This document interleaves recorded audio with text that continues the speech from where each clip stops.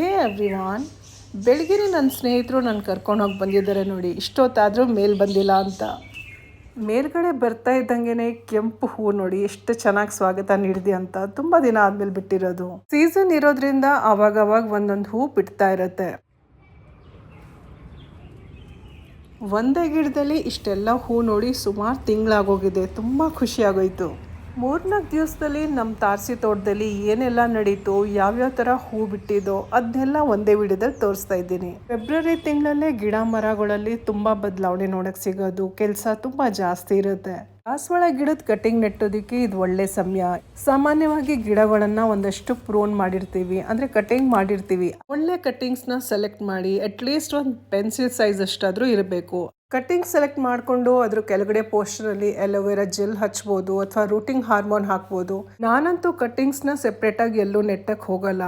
ಈ ಥರ ಎಷ್ಟೊಂದು ಪಾಟ್ ಇರುತ್ತಲ್ಲ, ಸೈಡಲ್ಲಿ ಜಾಗ ಇರುತ್ತೆ, ಅಲ್ಲೇ ನೆಟ್ಟಿರ್ತೀನಿ. ತುಂಬ ಚೆನ್ನಾಗಿ ಬೆಳ್ಕೊಂಡು ಹೋಗುತ್ತೆ. ದಾಸವಾಳ ಗಿಡದಲ್ಲಿ ಅರಿಶಿನ ಬಣ್ಣದ ಎಲೆಗಳು ನೋಡ್ತಾ ಇದ್ದೀರಲ್ಲ, ಇದೆಲ್ಲ ಒಂದೇ ಸಲ ಉದುರೋಗುತ್ತೆ. ಸ್ವಲ್ಪ ದಿನ ಆದಮೇಲೆ ಅದರೊಳಗೆ ಹೊಸ ಚಿಗುರೆಲ್ಲ ಬರೋಕ್ಕೆ ಶುರು ಆಗುತ್ತೆ. ನಾನಂತೂ ಇದನ್ನ ಫುಲ್ಲಾಗಿ ಕಟ್ ಮಾಡ್ತೀನಿ. ಈ ಗಿಡದಲ್ಲಿ ಬಿಳಿ ಬಣ್ಣದ ದಾಸವಾಳ ಹೂ ಬಿಡುತ್ತೆ.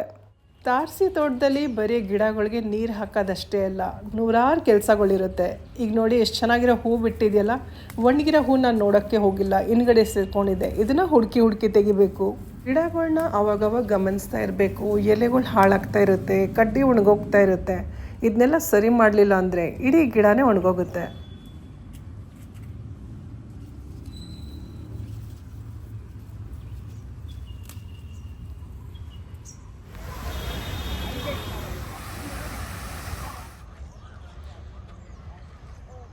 ಮಾರ್ನಿಂಗ್ ವಾಕ್ಗೋಸ್ಕರ ಲಾಲ್ಬಾಗ್ ಬಂದೆ. ಸುಂದರವಾದ ಹೂಗಳನ್ನ ಗಮನಿಸ್ತಾ ಇರೋಕ್ಕಾಗುತ್ತಾ?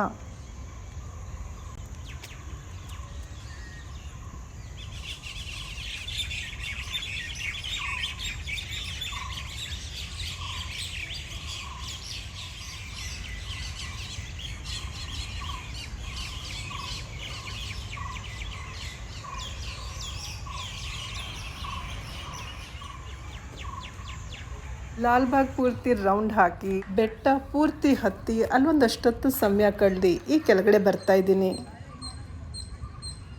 ಮೀನ್ದೇನಾದರೂ ಶಿಕಾರ್ ಮಾಡುತ್ತಾ ಅಂತ ಒಂದಷ್ಟೊತ್ತು ನಿಂತಿದೆ, ಆದರೆ ಇದೇನೂ ಮಾಡಲಿಲ್ಲ, ಗಮನಿಸ್ತಾನೆ ಇತ್ತು. ಬಾತುಕೋಳಿ ಮರಿ ನೋಡಿ ಬಿಸಿಲು ಕಾಯ್ತಾ ಇದೆ.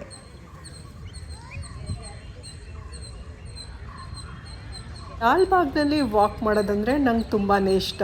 ಬರೀ ಒಂದು ಜಾಗನೇ ಅಲ್ಲ, ಇಲ್ಲಿ ಒಳಗಡೆ ಎಷ್ಟು ಜಾಗ ಇರುತ್ತಂದರೆ ಒಂದೊಂದು ದಿನ ಒಂದೊಂದು ಕಡೆ ಹೋಗೋದು ತುಂಬ ಖುಷಿ ಕೊಡುತ್ತೆ. ವಾಕ್ ಮುಗಿಸ್ಕೊಂಡು ಬಂದಿದ ತಕ್ಷಣ ಟೀ ಎಲ್ಲ ಕುಡ್ದು ತಾರಸಿ ತೋಟಕ್ಕೆ ಬಂದಿದ್ದಾಯ್ತು. ಹೋದ ವರ್ಷ ಮೇ ತಿಂಗಳಲ್ಲಿ ಬನ್ನಿ ಕ್ಯಾಕ್ಟಸ್ ಒಂದು ಸಣ್ಣ ಕಟಿಂಗ್ ನೆಟ್ಟಿದೆ, ಬರೀ ಮರಳಿನಲ್ಲಿ. 2 ಸಲ ನೀರ್ ಹಾಕಿ ಅದನ್ನ ಹಾಗೆ ಬಿಟ್ಬಿಟ್ಟಿದೆ, ಗಮನ ಕೊಟ್ಟಿರ್ಲಿಲ್ಲ. ಒಂದಷ್ಟು ತಿಂಗಳಾದ್ಮೇಲೆ ಚೆಕ್ ಮಾಡಿ ನೋಡಿದಾಗ ರೂಟ್ಸ್ ಎಲ್ಲ ಚೆನ್ನಾಗಿ ಡೆವಲಪ್ ಆಗಿತ್ತು. ಈಗ ಸೀಸನ್ ಅಲ್ವಾ, ಅದನ್ನ ತೆಗ್ದು ಮಣ್ಣು, ಗೊಬ್ಬರ, ಮರಳು ಎಲ್ಲ ಮಿಕ್ಸ್ ಮಾಡೋದ್ರೊಳಗೆ ನೆಟ್ಟಿದೆ. ಏಕ್ದಮ್ ಆಗಿ ನೋಡಿ ಎಷ್ಟು ಚೆನ್ನಾಗಿ ಗ್ರೋತ್ ತಗೊಂಡಿದೆ ಅಂತ. ಈ ಒಂದು ತುಂಡಿಂದ ಎಷ್ಟೆಲ್ಲ ಗಿಡಗಳು ರೆಡಿ ಮಾಡ್ಬೋದು ಗೊತ್ತಾ?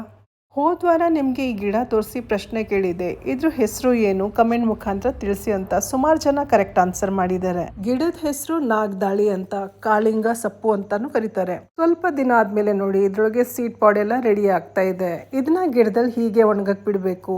ಒಂದ್ಸಲ ಚೆನ್ನಾಗಿ ಸೀಡ್ಸ್ ಎಲ್ಲ ರೆಡಿ ಆದ್ರೆ ನೆಕ್ಸ್ಟ್ ಟೈಮ್ ಅದರಿಂದಾನೇ ಗಿಡ ಬೆಳೆಸೋದು. ಗಿಡನ ಮುಟ್ಟಿದ್ರೆ ಸಾಕು, ಸಕ್ಕ ಸ್ಟ್ರಾಂಗ್ ಸ್ಮೆಲ್ ಬರುತ್ತೆ. ಗಿಡಕ್ಕೆ ನೀರ್ ಹಾಕ್ದಾಗೂ ಅಷ್ಟೇ, ದೂರ ಇದ್ರ ವಾಸನೆ ಬರುತ್ತೆ.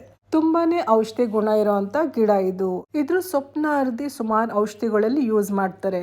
ಆದ್ರೆ ನಾವು ಇದ್ರ ಬಗ್ಗೆ ಏನು ತಿಳಿದಲೆ ಅದನ್ನ ಉಪಯೋಗಿಸಕ್ ಹೋಗ್ಬಾರ್ದು. ಬೋಗನ್ವಿಲಿಯಾ ಗಿಡದಲ್ಲಿ ಬಿಳಿ ಬಣ್ಣದ ಹೂ ಬಿಟ್ಟಿದೆ ನೋಡಿ. ಇದ್ ಬಿಟ್ಟು 1 ವಾರದ ಮೇಲಾಗಿದೆ, 10 ದಿನಾನೇ ಆಗಿರ್ಬೇಕು.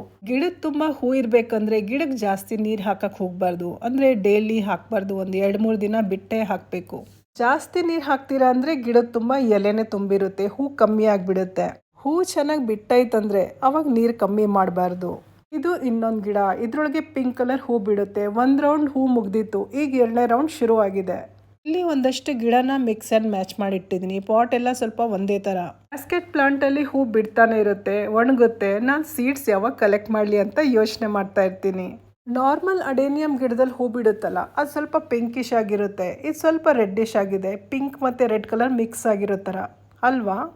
ಈಗ ಮಲ್ಲಿಗೆ ಗಿಡಗಳ್ದು ಅಪ್ಡೇಟ್ ಕೊಡ್ತಾ ಇದ್ದೀನಿ. ಕಟ್ ಮಾಡಿ ಒಂದಷ್ಟು ದಿನ ಆಗಿದೆ. ಈಗ ಚೆನ್ನಾಗಿ ಚಿಗುರ್ಕೊಂಡಿದೆ. ಆ್ಯಕ್ಚುಲಿ ಒಂದು ರೌಂಡ್ ಚಿಗುರಿತ್ತು, ಅದನ್ನು ಮತ್ತೆ ಕಟ್ ಮಾಡಿದೆ. ಈಗ ಸ್ವಲ್ಪ ಜಾಸ್ತಿನೇ ಚಿಗುರು ಬಿಟ್ಟಿದೆ. ಸಣ್ಣ ಸಣ್ಣ ಮೊಗ್ಗೆಲ್ಲ ಬರೋಕ್ಕೆ ಶುರುವಾಗಿದೆ. ತುಂಬ ಬೇಗನೆ ಹೂಗಳಿಂದ ತುಂಬಿಕೊಳ್ಳುತ್ತೆ. ಇದು ಬಳ್ಳಿ ಥರ ಬೆಳ್ಕೊಂಡು ಹೋಗುತ್ತೆ. ಮೇಲೆ ಸಪೋರ್ಟ್ ಕೊಟ್ಟಿದ್ದೀನಿ. ಇದು ಅದ್ರ ಜೊತೆದೆ ಎರಡನೇ ಗಿಡ. ಇದ್ರೊಳಗಂತೂ ಆಲ್ರೆಡಿ ಮೊಗ್ಗು ಬಿಟ್ಟಿದ್ದಾಗಿದೆ ನೋಡಿ. ನಾಳೆನೇ ಅರಳುತ್ತೆ. ಇಲ್ಲಿ 2 ಗಿಡಗಳು ಇಟ್ಟಿದ್ದೀನಿ. ಇದು ಅಷ್ಟೇ ಚೆನ್ನಾಗಿ ಚಿಗುರಿದೆ. ಆದರೆ ಇದು ಬಳ್ಳಿ ಥರ ಮೇಲೆ ಬೆಳ್ಕೊಂಡು ಹೋಗೋಲ್ಲ. ಗ್ರೋತ್ ನೋಡಿ ಹೇಗಿದೆ ಅಂತ. ಎಕ್ಸೋರಾ ಗಿಡದಲ್ಲಿ ಮೊಗ್ಗೆಲ್ಲ ರೆಡಿ ಆಗಿತ್ತಲ್ಲ, ಹೂ ಅರಳಿದೆ ನೋಡಿ.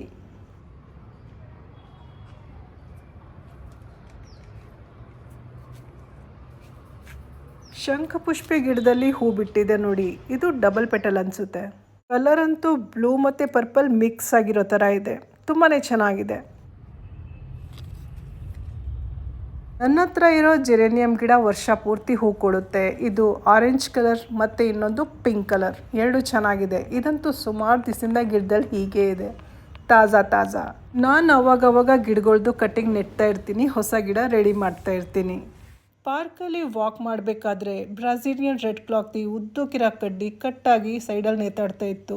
ಅದನ್ನು ನನಗೆ ನೋಡಿ ಪ್ಲೀಸ್ ನಂಗೆ ಮನೆ ಕರ್ಕೊಂಡು ಹೋಗಿ ನನ್ನ ತೆಗೆದು ಬಿಸಾಕ್ಬಿಡ್ತಾರೆ ಅಂದು ತಗೊಂಡು ಬಂದು ನೀರಲ್ಲಿ ಇಟ್ಟಿದ್ದೀನಿ. ಇದ್ರ ಸೈಡಲ್ಲಿ ಸಣ್ಣ ಸಣ್ಣ ಕಡ್ಡಿ ಇತ್ತಲ್ಲ, ಅದ್ರ ತುದಿನ ಅಲೋವೆರಾ ಜೆಲ್ ಹಚ್ಚಿ ಈಗ ಮಣ್ಣಲ್ಲಿ ನೆಡ್ತಾ ಇದ್ದೀನಿ. ನೋಡೋಣ ಬರುತ್ತೋ ಇಲ್ವೋ ಅಂತ. ಈ ಥರನೇ ಸುಮಾರು ಕಡ್ಡಿಗಳ್ದು ಲೈಫ್ ಸೇವ್ ಮಾಡಿದ್ದೀನಿ. ಏನಂತೀರಾ?